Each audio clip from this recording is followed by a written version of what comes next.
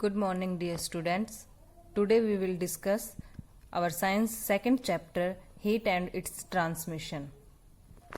Heat and its transmission.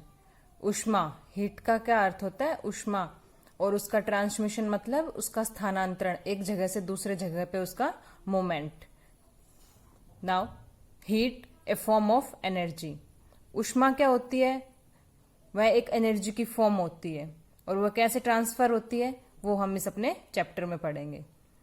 देखो, any metallic object when touch in a winter morning give cold sensation to our hand. आप सभी ने देखा होगा कि जब हम सर्दियों की सुबह उठकर किसी भी मेटेलिक ऑब्जेक्ट को, मतलब मेटेलिक ऑब्जेक्ट आप मान लो कोई लोहे की चीज को आप टच कर रहे हो, तो वो हमें कोल्ड सेंसेशन, मतलब वो हमें ठंडी लगती है. ठीक है. We often rub our hand to save our self from cold in a winter. सर्दी के मौसम में हम सब क्या करते हैं? अपने दोनों हाथों को रब करते हैं, जिससे हमें क्या होती है, वो हमारे हाथ गर्म हो जाते हैं और हमें सर्दी नहीं लगती. When we rub our hands they become warm. जब हम अपने दोनों हाथों को आपस में रब करते हैं तो क्या करते हैं? दोनों हाथ गर्म हो जाते हैं. Similarly we feel very hot when some drop of boiled water fall on our body. उसी प्रकार जब कोई गर्म पानी, उबलता हुआ पानी हमारी बॉडी के ऊपर गिरता है तो हमें वो गर्म लगता है, हॉट लगता है. In our daily life most often we use the word like very cold, warm, hot and lukewarm. Lukewarm क्या होता है? गुनगुना. हम हमारे डेली रूटीन की लाइफ में इन वर्ड्स को हम सुनते हैं कि जैसे कि ठंडा है, गर्म है, बहुत गर्म है, गुनगुना है. We use these words depending upon the situation. Situation के अकॉर्डिंग ये वर्ड्स हम यूज करते हैं. These words describe the degree of hotness और coldness. ये सभी वर्ड क्या करते हैं? hotness और coldness को डिस्क्राइब करते हैं. We feel hot when we touch a hot substance. हमें गर्म महसूस होता है जब हम किसी गर्म चीज को टच करते हैं. This feeling of hotness is because of heat energy. हमें वो फीलिंग आती है गर्म की, वो किस वजह से आती है? हीट ऑफ एनर्जी की वजह से. When we touch a metallic body in winter heat flow from our body to the metallic substance. जब हम किसी मेटेलिक बॉडी को सर्दियों के अंदर टच करते हैं तो क्या होता है? जो हमारे अंदर जो हीट होती है वो उस मेटेलिक सब्सटेंस की तरफ फ्लो करती है. When we touch a hot substance heat energy flow from the hot substance to our body. और जब हम किसी गर्म चीज को टच करते हैं तो उसकी जो हीट होती है वो हमारी बॉडी के अंदर फ्लो करती है. That's why we feel hot. इसी प्रकार क्या होता है कि हमें वो चीज गर्म लगती है. जैसे कि हम आपको बता सकते हैं कि अगर आप किसी गर्म चीज को, आपने गैस पे कुछ रख रखा है, गर्म रखा है, आप उसको टच करोगे तो वो आपको गर्म लगेगा. उसमें क्या होता है कि उसकी जो हीट होती है वो हमारी बॉडी के अंदर फ्लो करती है, उस वजह से वो हमें गर्म लगता है. It flows from higher energy level to lower energy just like any other energy. ये कैसे फ्लो करते हैं कि जो हायर एनर्जी लेवल होता है ना, वो लोअर एनर्जी की तरफ मूव करता है. जैसे कि हमारी बॉडी का जो टेम्परेचर है, उसके अलावा कोई उबलते हुए पानी का, मतलब कि मान लो उबलता हुआ पानी रखा है आपका गैस पे, तो उबलते हुए पानी का टेम्परेचर ज्यादा होगा, तो अगर आप उस पानी को टच करते हो तो उसकी जो एनर्जी होती है वो हमारी बॉडी के अंदर ट्रांसफर होती है. When heat flow out from our body we feel cold. जब हमारी बॉडी से हीट अगर बाहर फ्लो करती है तो वो क्या होता है कि उससे हमें ठंडा लगता है. When heat flow into our body we feel hot. जब हीट हमारी बॉडी के अंदर फ्लो होती है तो क्या होता है? उससे हमें गर्म फील होता है. So we can say that heat is a kind of energy. इसी प्रकार हम कह सकते हैं कि जो हीट है वो एक प्रकार की एनर्जी है which cause the sensation of hotness and coldness. जो हमारे शरीर के अंदर हॉट और कोल्डनेस की सेंसेशन को पैदा करती है. देखो आगे देखो, we wear different type of clothes which protect us from heat and cold. हम अलग अलग प्रकार के कपड़े पहनते हैं जो हमें सर्दी और गर्मी से बचाते हैं. In winter we wear woollen clothes. सर्दी के मौसम में हम क्या करते हैं? वुलन क्लोथिस पहनते हैं, गर्म कपड़े. Which have very large number of pores. Pores क्या होते हैं? छेद होते हैं, छिद्र होते हैं. मतलब सर्दी के अंदर हम वुलन कपड़े, जो सर्दी के कपड़े पहनते हैं, वो क्या होते हैं कि उसमें बहुत लंबे लंबे उनमें छेद होते हैं, पोर्स होते हैं. दीज पोर्स, जैसे स्वेटर होती है, उनमें क्या होते हैं? छेद होते हैं, बारीक बारीक छेद होते हैं. These pores are filled with air. ये जो पोर्स होते हैं ये क्या होते हैं? हवा उनके अंदर भरी हुई होती है। Air is a bad conductor of heat. हवा क्या है? हीट की बैड कंडक्टर है, मतलब वो अपने अंदर हीट को, अपने अंदर की जो हीट होती है उसको बाहर नहीं जाने देती। It does not allow heat to flow out from our body. ये क्या करती है? हमारे अंदर की जो हीट होती है बॉडी की, उसको बाहर फ्लो नहीं होने देती। That's why woollen clothes help in maintaining our body temperature. इसी प्रकार जो वुलन क्लोथ्स होते हैं वो हमारे बॉडी के जो टेम्परेचर को मेंटेन करके रखते हैं। Similarly in summer we feel comfortable with cotton clothes. इसी प्रकार क्या है? गर्मी के मौसम में हमें कॉटन के क्लोथ्स कंफर्टेबल लगते हैं, because a cotton clothes is porous. Porous क्या होता है? जिसमें ज्यादा पोर्स होते हैं, जिसमें ज्यादा छेद होते हैं, वो तो क्या करते हैं? विंटर में यूज में लेते हैं वो क्लोथ्स। और पोरस क्या होते हैं? उसमें कम छेद होते हैं, मतलब छरछरा होता है, बीच का होता है वो। This porous help in evaporation. Evaporation provides coolness to our body. Evaporation की वजह से क्या होता है? हमारी बॉडी को कूलनेस फील होती है, मतलब ठंडापन फील होता है। अब देखो आगे, when petrol, diesel, coal etcetera are burnt, heat is produce. जब पेट्रोल, डीजल और कोल को हम गर्म करते हैं, जलाते हैं उसको, तो क्या होता है? उससे हीट प्रोड्यूस होती है। आप सभी को पता है, गाड़ी में पेट्रोल या डीजल डालते हैं तो अंदर वो पेट्रोल और डीजल इंजन के अंदर क्या करता है? वो जब जाता है तो वो क्या करता है? हीट होता है। वो जब जलता है तो उससे क्या होता है? हमारे जो व्हीकल्स होते हैं उसको एनर्जी मिलती है, वो चल पाते हैं। As these are fuels, we can say that fuel energy is converted into heat energy. ये सभी क्या है? फ्यूल्स है। और ये फ्यूल्स क्या करते हैं? जो फ्यूल की जो एनर्जी होती है उसको हीट एनर्जी के अंदर कन्वर्ट कर देते हैं। When we cut a log with a saw, the saw become warmer.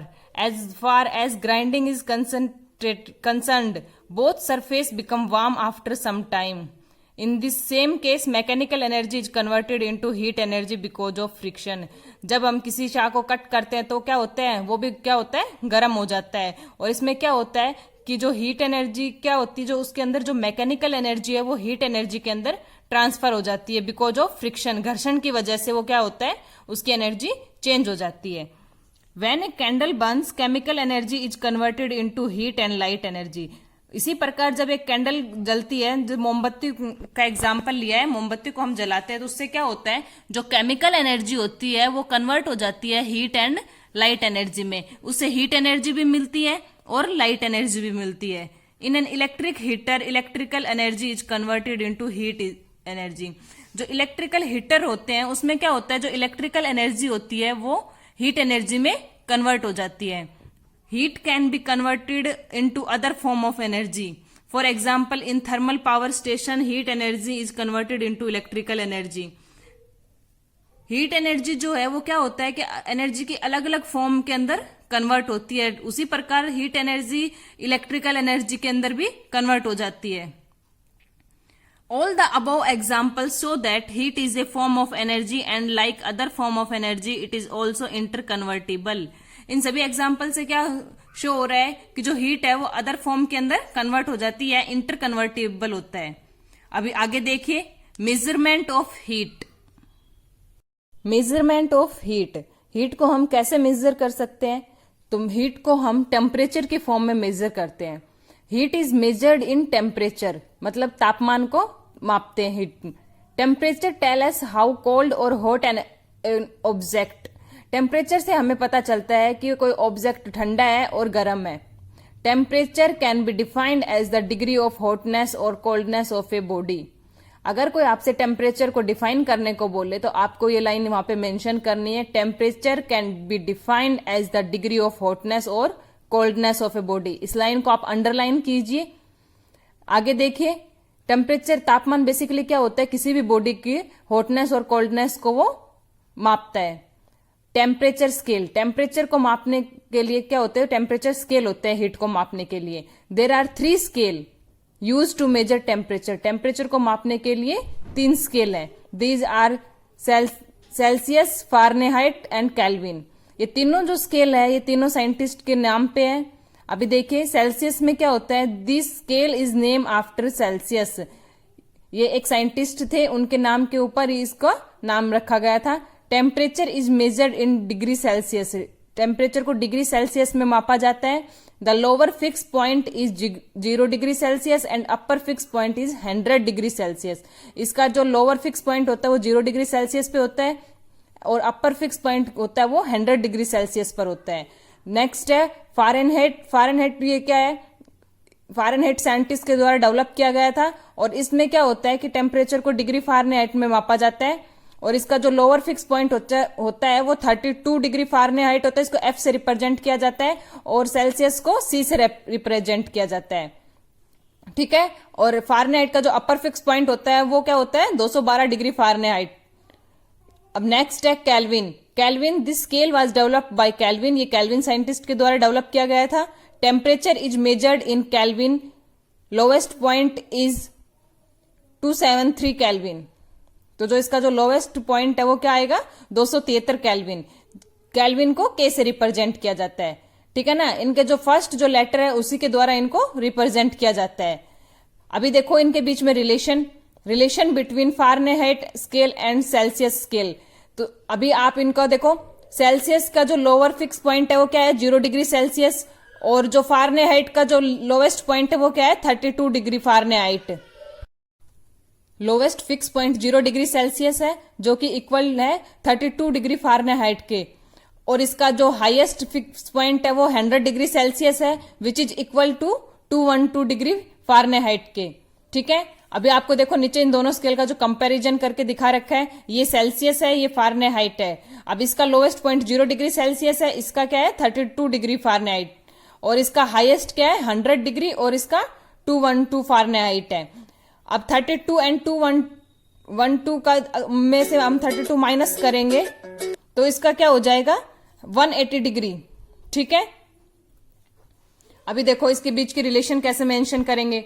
अब इन दोनों के बीच का जो रेशियो है सेल्सियस और फ़ारेनहाइट के बीच का वो क्या हो जाएगा? 100:180, ठीक है। ये 180 कहां से आया? ये 180 आपका आया है 212 में से 32 माइनस करने पर, ठीक है। अब देखो 100:180, अब इसको हम रेशियो निकालेंगे तो ये क्या हो जाएगा? इसको 2 से डिवाइड करो, देखो 50 आ जाएगा। यहां पे क्या आ जाएगा? 90, 0 से 0 कट जाएगा, क्या आ जाएगा? 5:9, ठीक है। अब देखो F इज इक्वल टू में 9/5। 9 क्या है? ये फ़ारेनहाइट को रिप्रेजेंट करता है, तो जब हम F को निकालेंगे तो क्या आ जाएगा? 9 ऊपर आ जाएगा। 9/5 इंटू C प्लस 32। अगर आपको फ़ारेनहाइट में कन्वर्ट करना है तो आप ये फॉर्मूला यूज करेंगे और अगर आपको सेल्सियस में निकालना है तो आप ये वाला फॉर्मूला यूज करेंगे, ठीक है। आपको देखो एग्जाम्पल दे रखा है, convert 40 degree Celsius to Fahrenheit. अब आपको देखो फ़ारेनहाइट में इसमें कन्वर्ट करना है तो आपको डायरेक्ट क्या करना है? ये फॉर्मूले में आपको पुट कर देना है 9.5 इंटू C प्लस 32। ये फॉर्मूला है आपके पास, ये फॉर्मूले दोनों याद कर लेना। और ये क्या होगा फिर? 9/5 इंटू आपको कितने दे रखा है सेल्सियस? 40 डिग्री सेल्सियस, तो आपको C की जगह यहां पे 40 रख देना है। फिर आपको इसको सोल्व कर लेना है तो आपका जो आंसर फ़ारेनहाइट के अंदर आ जाएगा। नेक्स्ट में आपको क्या है? 95 डिग्री फ़ारेनहाइट को आपको सेल्सियस में कन्वर्ट करना है, तो इसमें आपको ये C वाला फॉर्मूला जो सेल्सियस वाला फॉर्मूला है इसमें आपको इसको पुट कर देना है। F की जगह आपको 95 रख देना है, ठीक है। आज आपको यहीं तक करना है, बाकी आगे का हम पढ़ेंगे थर्मोमीटर, वो हम नेक्स्ट क्लास में पढ़ेंगे, ठीक है। Thank you.